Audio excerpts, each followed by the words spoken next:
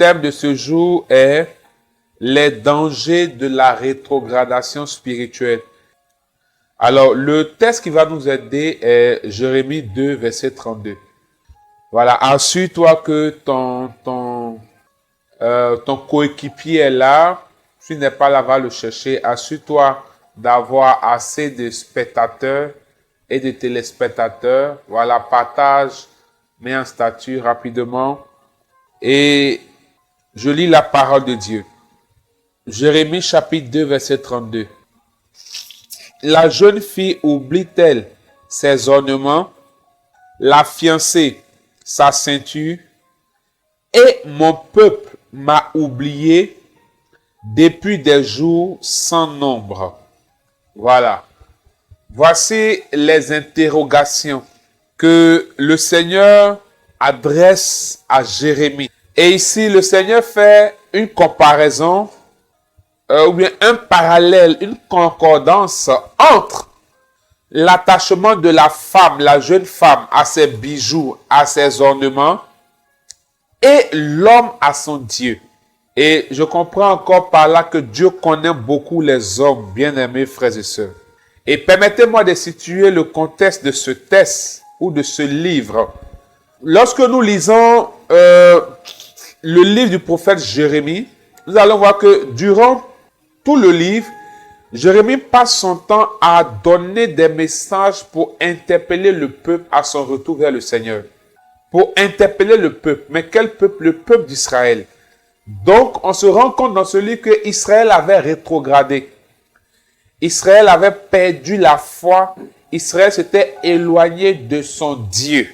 Alors, Jérémie, dans tout son parcours, voilà, va recevoir des messages du Seigneur pour ramener le peuple à son Dieu.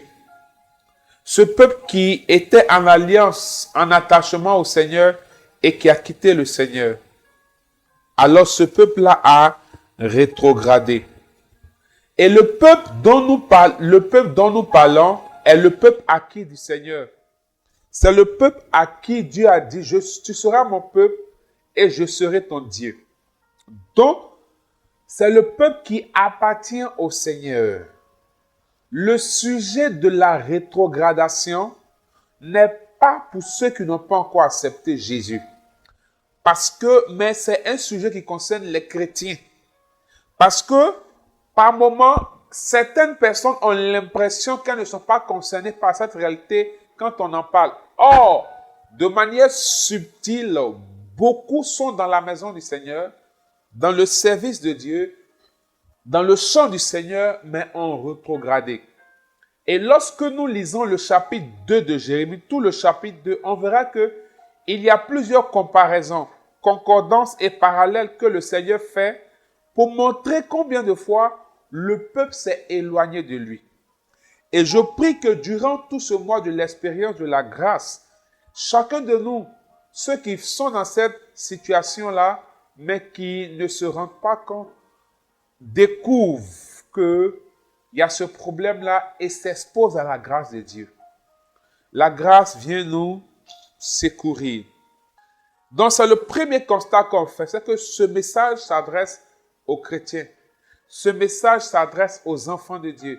Ce message s'adresse aux serviteurs de Dieu. Ce message s'adresse à ceux qui sont dans le chant du Seigneur. Et nous allons lire des textes de l'évangile de Saint Matthieu pour mieux comprendre.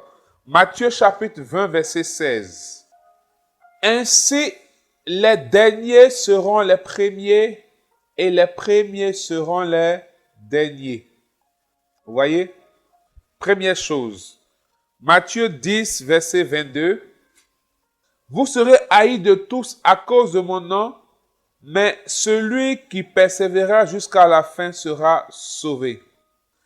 Et dans je prends un texte rapidement, excusez-moi. En Matthieu 22, verset 14. Matthieu 22, 14. Car il y a beaucoup d'appelés, mais peu d'élus. Voyez? Il y a beaucoup d'appelés, mais peu d'élus. Les derniers seront les premiers seront les derniers. Pour dire que dans notre marche avec le Seigneur, il y a le risque de ne pas arriver au bout. Il y a le risque de ne pas terminer la course.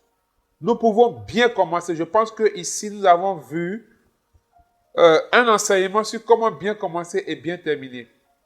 Nous avons vu qu'on peut bien commencer et mal terminer. Ça, c'est le premier constat qui montre que la rétrogradation n'est pas à ignorer ou bien on ne doit pas se comporter comme si nous, ça ne peut jamais nous arriver. Parce que certains, quand tu parles de ces sujets, apparemment, eux, ils sont immunisés. L'autre chose, c'est beaucoup sont appelés, mais peu sont choisis. Parce que le tout, ce n'est pas d'être appelé. Par exemple, lorsque je t'appelle, je dis par exemple, Cédric vient, et qu'il arrive, il est arrêté, il ne fait rien. Je ne lui confie rien, je ne lui dis rien. C'est comme s'il était inutile. Donc, le tout, ce n'est pas d'être appelé, mais c'est d'être choisi. Or, entre le choix, et plutôt entre l'appel et le choix, il y a une réalité à vivre pour être parmi les choisis. Et Paul va donner un avertissement aux chrétiens de Corinthe. Je trouve le texte. 1 Corinthiens 10, verset 12. Ainsi donc, que celui qui croit être debout prenne garde de tomber. Que celui qui croit être debout prenne garde de tomber. Il faut répéter ça, s'il te plaît. Il faut écrire ça. Il ne faut pas écrire le verset, écrire le texte. Là, tu vas retenir. Que celui qui croit être debout prenne garde de tomber. Pourquoi? C'est que ce texte est l'illustration parfaite que si nous sommes debout aujourd'hui, demain nous pouvons tomber. Si nous sommes fermes aujourd'hui, demain nous pouvons faiblir et même fléchir. Si nous sommes enflammés aujourd'hui, demain nous pouvons devenir tièdes. C'est pourquoi Paul leur dit que celui qui est debout prenne garde de tomber. Parce que personne n'est à l'abri de la rétrogradation. C'est pourquoi il faut connaître cette réalité, comprendre ses implications et surtout avoir un regard sur les signes avant-coureurs, les symptômes, aussi comprendre les causes de la rétrogradation, les conséquences et surtout la clé pour en sortir. Et c'est ce que nous allons voir avec la grâce de Dieu tout ce mois. Qu'est-ce que la rétrogradation?